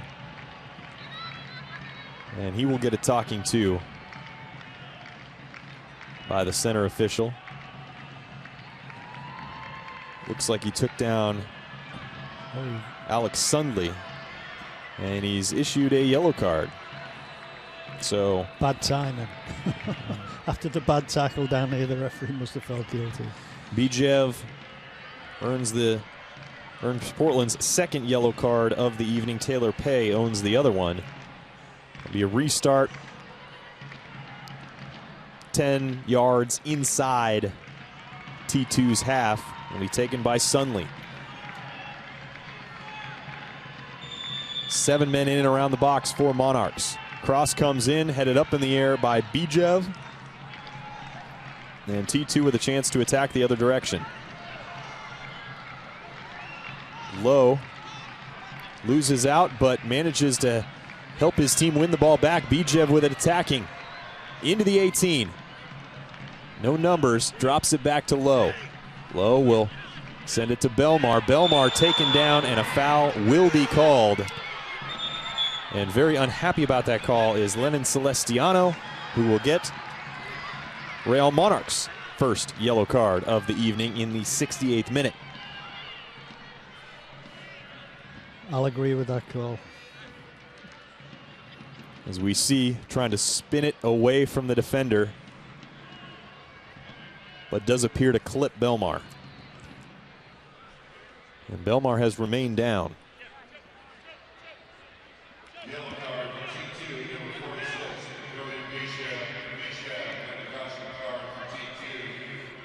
Train will come out to take a look. You know, I didn't see it. I don't think he got tackled that hard. He may have twisted a knee or something. Get his boots stuck in the ground. It appears to be what they're looking at. I'm certainly no doctor, but looking at the left knee area of Carlton Belmar. Substitution coming, the third for Real Monarchs. And it will be Colin Rolfe on for Maicon Oriana. Rolfe's 5th appearance here in 2016. Scored in a 3-3 draw with LA Galaxy 2 earlier in the season and was a 2012 first-round MLS draft pick, 18th overall to Houston, though did not make a regular season appearance in his 1 year with the club. Signed with Rochester in March of 2014, scored 8 goals in 51 appearances, and had a stellar collegiate career at Louisville, 2-time All-America first team. Yeah, he looks a big bruiser. Nico Brett will send this in. Andre Lewis appears to get on the end of it. Claims of handball not seen or called by the referee. T2 remains in possession, although turn it over, and Monarchs have a chance to attack the other direction. Farfan comes over from the left to clear that ball out and stop the counterattack. And races back over to that left side.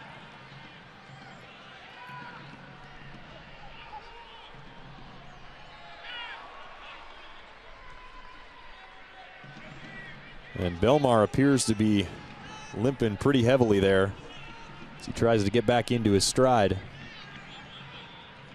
Something to keep an eye on, as he has 2 goals and 2 assists, excuse me, so far here in 2016. All the substitutes appear to be up and warm for first-year head coach Andrew Greger. Was named the head coach January 6th of 2016. Was an assistant to Jay Vidovich last year on this squad, and a coach of the U18s and U16s with the Timbers Academy the past 2 years. Local product, Sunset High School, University of Portland, from 94 to 97. Named one of USL's top 25 players of the 2000s.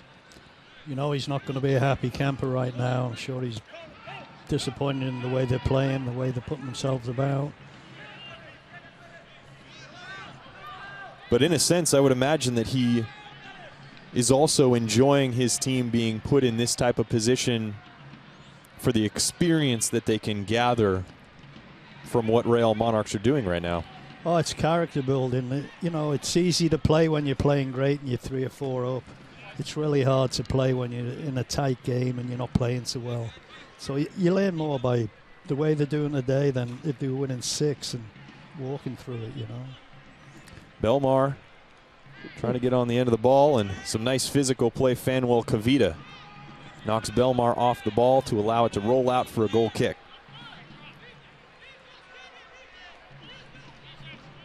I hated that when they did that to you. You feel so stupid. Just getting bounced off the ball? Oh, yeah, you just feel so stupid. Well, those are 2 big bodies going up against one another. And Fanuel Cavita at times has made appearances with Real Salt Lake. He's on loan from RSL, homegrown player. You know, just saw a great tackle there. That was a heck of a tackle. Won the ball, everything. Velasco gets it, but shoots it wide of the net to the left. Wondered if Kendall McIntosh got a touch on it. Official says no, and it's a goal kick. Here's another look. Yeah, it was going wide all the time. Really, Velasco has been the one guy who has seemed to have that bit about him in that final third for Real Monarchs. Yeah, he's looking good, but you know I'm really like is the number 16, Amancona. He's getting involved all the time. He's playing up front, then he drops off, so he's hard to pick up, mark.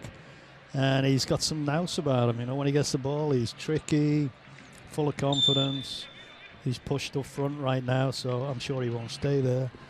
But he's proven a handful, I think. Colin Rolfe has had to come off the field momentarily due to a bloody nose.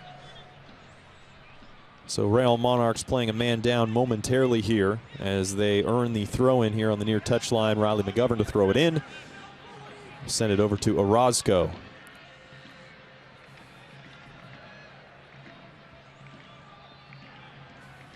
Sunley, who's been much more involved in this match for Monarchs here in the second half, defended out there by Lewis, forces him to drop it back. 74th minute. T2 scored in the 18th. Ben Polk with his first goal of the 26 campaign as the ball sent long for Velasco. Early cross in. Dealt with by T2. Andre Lewis brings it the other direction. Will send it to Carlton Belmar.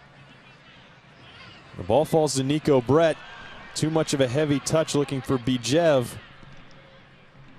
And in the end, Fernandez clears away to midfield. Starting to see this match open up a little bit more, and certainly it seems like there's opportunities for T2 on the counterattack as Real Monarchs continue to push numbers forward. That's true. I think a lot of tired people out there right now, but the T2, when they get the chances, their final ball is atrocious right now. I mean, if they could really just hold it together, they're getting some great breakaways, and just keep it together, some composure, final ball great. But right now they're shooting themselves in the foot, and the final balls are... How difficult can that be when you feel like you've been trapped in your own end for so long and you finally get a chance to break away? You want to take advantage of it, maybe even a little bit too much. You know, if these guys want to get in the first team, you got to figure that out. I mean, and that's what, you know, Andrew will be looking at, and Caleb Porter. He'll be like, okay, how did he handle pressure? You know, how did he handle the last 10 minutes? Did he want the ball? Did he, you know, hide away from it? And it breaks like that, you know, the great players, they want it. They're great at it. The final balls are tremendous. These guys have got to be like that, you know, or they'll be playing T2 for the rest of their lives. Velasco will take the free kick with his right foot. We have 6 men in and around the box for Real Monarchs. Cross comes in low and easily dealt with. But back to Monarchs. And back to Velasco here on the left. Gets into the box, gets around one man, gets by Lewis, takes the shot, not much on it, and pretty easy work for Kendall McIntosh. You know, he's getting in great places. Getting to get a shot off his shooting isn't great. You know, he's always hitting near post when he should be hitting far post. But at least he's creating them and doing something. You know, T2 needs somebody like, I haven't seen anybody on T2 do that up top yet. They do earn a throw in on the far touchline here in the 77th minute. Far fan to take. Gone the full 90 in 5 of the last 6 matches, and barring some unforeseen circumstance, would expect him to go the full 90 here again this evening, as T2 maintaining a 1-0 lead. You know, he's not getting up top much, and he did this half. Maybe, you know, the coaches told him, hey, sit back a bit more. You know, we're going to try and hold on to this lead and don't keep going forward and leaving gaps behind. Offside. He was way offside. There you go. There, the flag comes up late there. Bijev appeared to be offside from our position up here. It was a mile offside. I couldn't believe the linesman had missed it. It's like, whoops. Was just catching up to it. It's a quick change of play as the ball had ping-ponged around, and Bijev unable to hold his run for maybe that second longer. That would have kept him onside.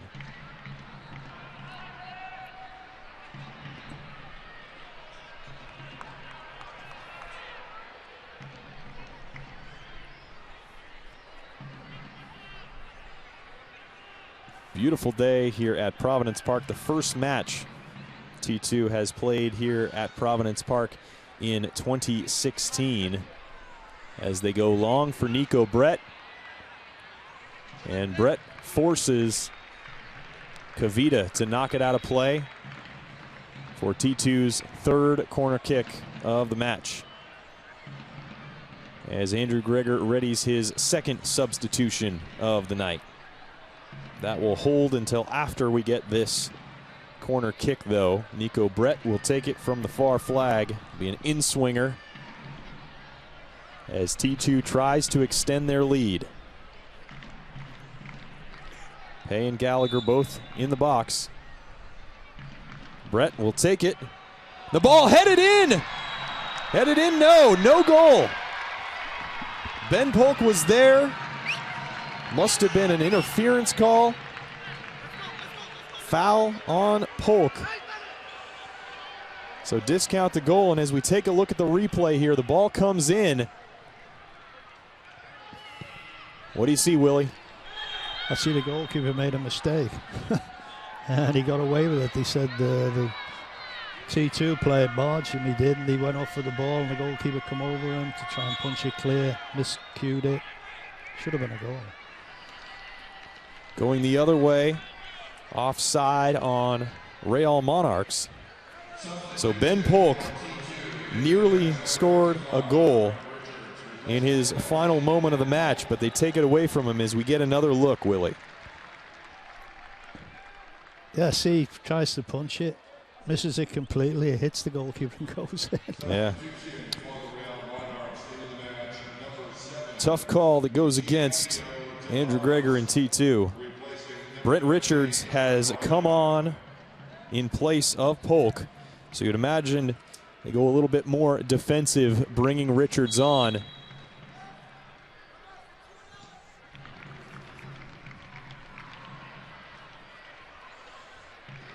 And it looks like Richards, at least right now, will be playing on the right, and they'll switch Nico Brett over to the left. Opportunity here, and the goal finally comes. Nico Brett has put T2 further in front, 2-0 in the 81st minute. You know, that was class. That finish was amazing. Great goal. Great goal. Well, for me, that's game over. I can't see the Monarchs scoring two. And let's take another look on the replay. Yeah. Sheer class. Pick this spot. Nice little bend on it. Far corner.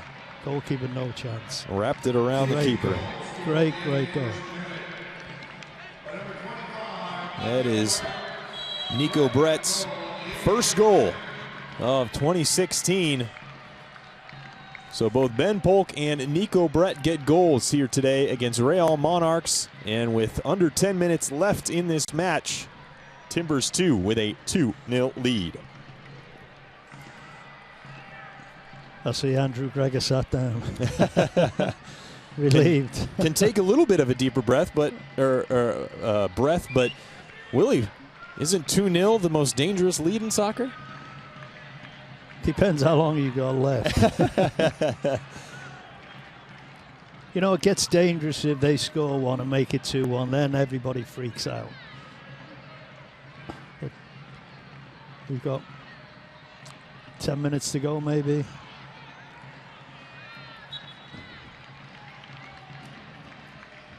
Foul on Real Monarchs goes against Amos Amankona. And T2 back with it in the attacking half. Bijev certainly called his name a lot since he's come on. Ball dropped outside for Lowe. Overlapping run comes from Belmar. Slips a bit, sends it back into the middle. And too much of a heavy touch from Beasler as he was trying to find Brent Richards going through. You know, this is a good learning experience for the T2 players now, you know, learning how to hold on to that 2-0 with 10 minutes to go.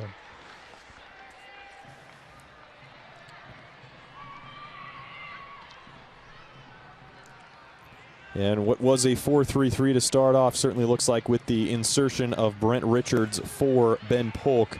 Richards will drop deeper and play maybe more of a 4-4-2 to help prevent the opportunities, at least some of them, from Real Monarchs.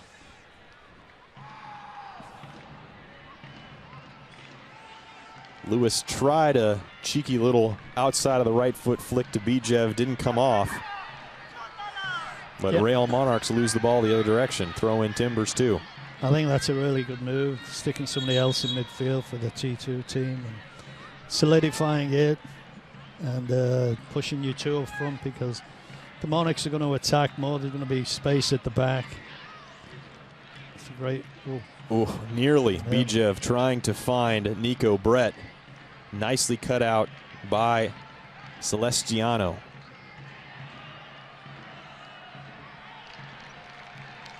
And dribbled out of play by the newest sub, Etiandro Tavares.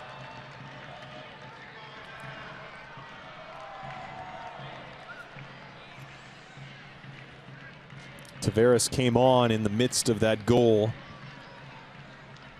from Nico Brett.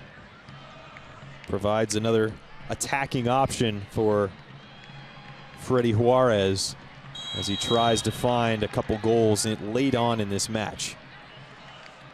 Foul comes there on Kavita, so T2 with a restart just inside the attacking half. Ball through for Nico Brett. Flag stays down. Attacker's coming. He'll drop it into the middle for Belmar. Belmar settles, shoots, save Fernandez. A lot of power behind that shot from Belmar. Pretty good save from Fernandez, but T2 still in possession. Belmar with it, drops it to Andre Lewis. Lewis, nice ball outside for Nico Brett, attacking into the 18, crosses inside, drops it off to Lewis again. Lewis loses possession. Beasler able to help T2 maintain it. Now outside for Farfan. Can he get there? No, not quite. But exciting moments as we get a chance to look at the replay. Yeah, that was a good shot. It was on target. Keeper did great. Good hands. Cleared it. I think there are going to be a lot of chances this last however long we've got left. Everybody's going for it. Belmar trying to add a goal to his assist already this evening. But Fernandez was able to get it away. Cross comes in, cleared away by Pay. RSL throw, Real Monarchs throw down near the near corner flag. Headed up in the air. What a save by Kendall McIntosh, but he can't save it a second time, and Real Monarchs have pulled one back.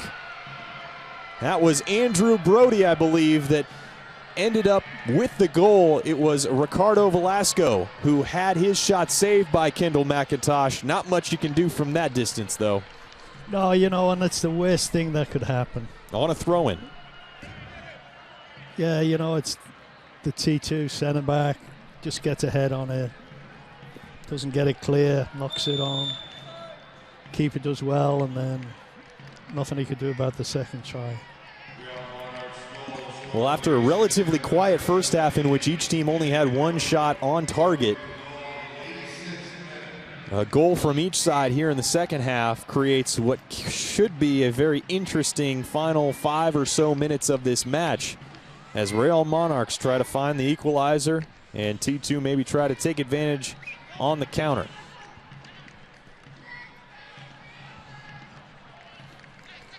Low with the header back across midfield. Ball falls to Belmar, who settles for Richards. Belmar tries a nifty little move. You know, the T2 have got to calm down, settle down, take time off the clock, play smart. Kavita called for the foul on Belmar. So T2 gets the restart.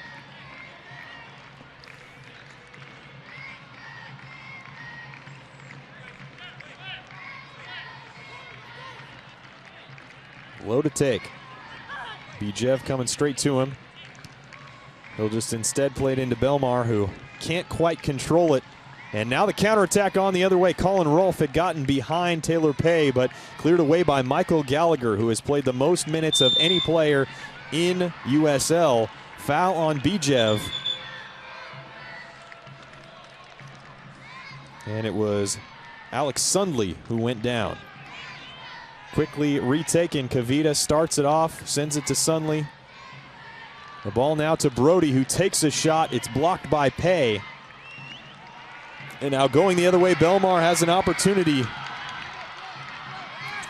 Ball gets caught up in the spokes.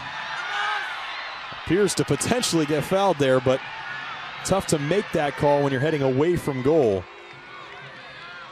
As eventually the ball falls to Andrew Greger, who picks it up and will be happy to hand it to his player to restart things. Let's look at this. As Belmar wasn't quite able to maintain possession.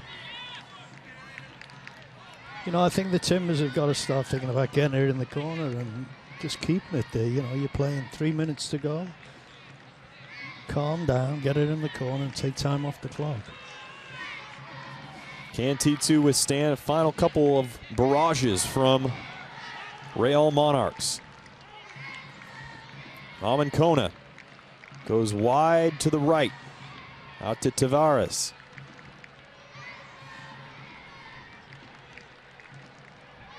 Tavares, cross comes in, not a good one, and it goes out of play for a goal kick. He'll have wanted more from himself there. Yeah, that was a great opportunity. He just took his eye off the ball, was looking up before he kicked it.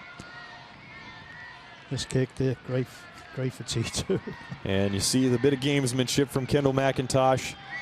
Real Monarchs player put it down on the left side of the box. He picks it up, walks it all the way to the right side of the box to restart things, just to burn a few extra seconds off the clock, as we are about to see how much stoppage time we will play here in the second half. Fourth official tells us 3 minutes. 3 minutes of second half stoppage time.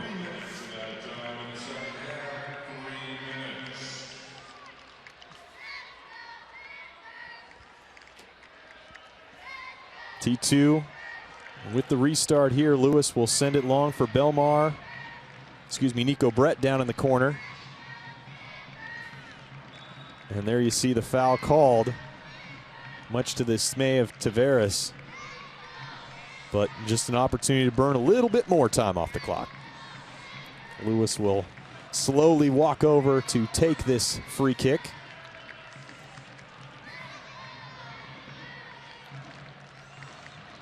And he'll quickly take it, give it to Belmar, who, like Willie was asking for, will take it down into the corner, deflects it off a Real Monarchs player for a throw. We are a minute through the minimum of 3 here in second half stoppage time. This time Real Monarchs will get the throw. A couple more opportunities to try to take this the other direction. 2-1. Will Nico Brett's first goal of 2016, first goal in the Timbers organization during a regular season match, stand up as the game winner? Foul on Bijev. And not a good switch from Aman Kona. It was for the T2. Yes, it was. Andrew Greger and T2 will take that all day. And now we got a player down on the field. I believe this is Andre Lewis, the Jamaican.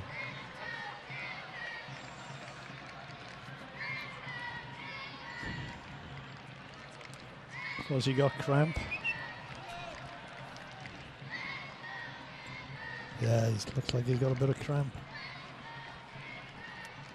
Well, Lewis has certainly impressed here this season. Was with Vancouver last year. I should say Vancouver Whitecaps 2, that is. 11 games started, 14 games played, had 3 goals and 2 assists. His 1 goal this year came in the 2-0 win over Tulsa. And tore an ACL back in July of 2014. Lewis will come off, and it will be Seth Kasipli coming in for Lewis. His third appearance of the season. The last pick of the 2015 Super Draft, 84th overall in the 4th round. Was a all Pac-12 first team selection in 2014 from Cal.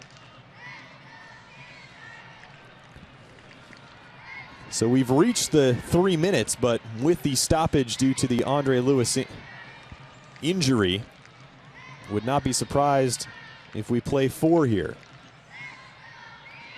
Yeah, it's looking that way, right? Just keep her in that corner, great. Belmar does his best, but Rail Monarchs end up earning the throw. Referee looks at his watch. We are past the minimum 3 minutes played here in second half stoppage time. Maybe one more opportunity to attack forward, and what a play by Carlton Belmar to pick up the ball, take it away from Kavita. Now a chance for Nico Brett to put this one on ice, and he does! 3-1, and that'll do it. Nico Brett with the brace, and T2 will pick up another win and continue their run of good form. That was a well fought for goal. Guy did great. Tackle back, won it, knocked it forward. Great goal. Took it well.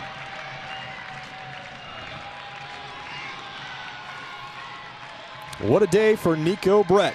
Pair of goals for him, as T2 will pick up the victory, and we get a look at the replay.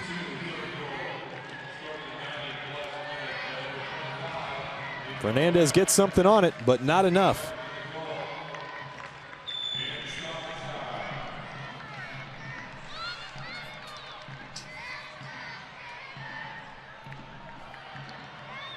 Ball comes in, down to Kendall McIntosh. He'll touch it with his foot, then pick it up. Should be a kick here, and we should be pretty darn close to the end of this thing. And there's the final whistle. T2 will move to 3-4-1 on the season. 10 points after the win today against Real Monarchs. They remain undefeated all time against Real Monarchs.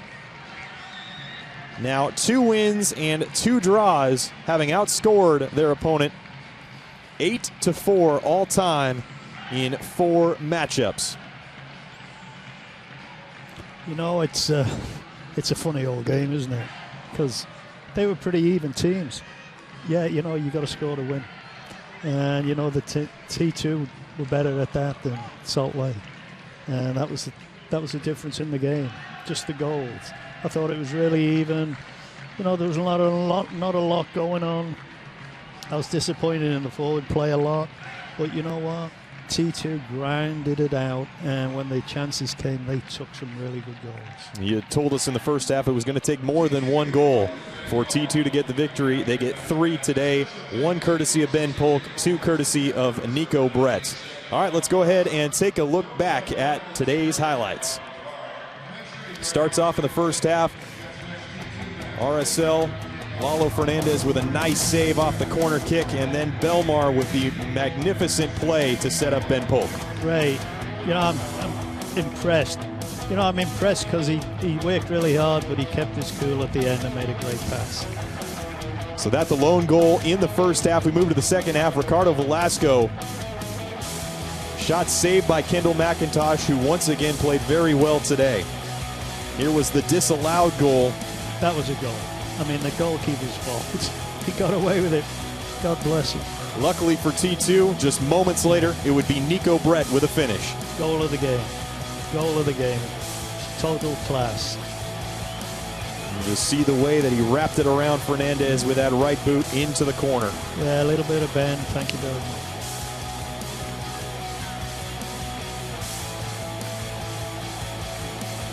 So we see Carlton Belmar here.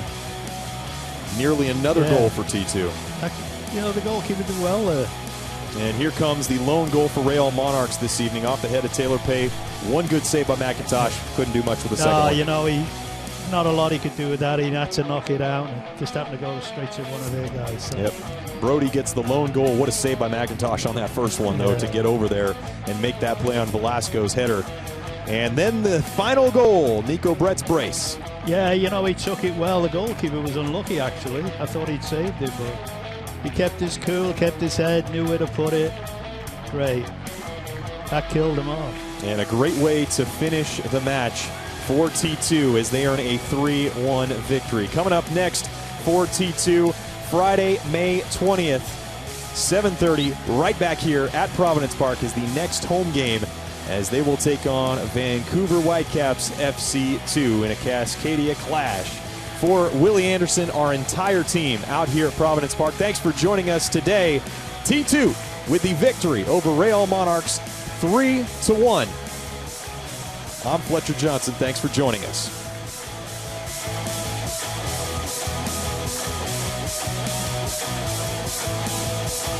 This copyrighted telecast of the United Soccer League may not be retransmitted, rebroadcast, or reproduced without the express written consent from the United Soccer League.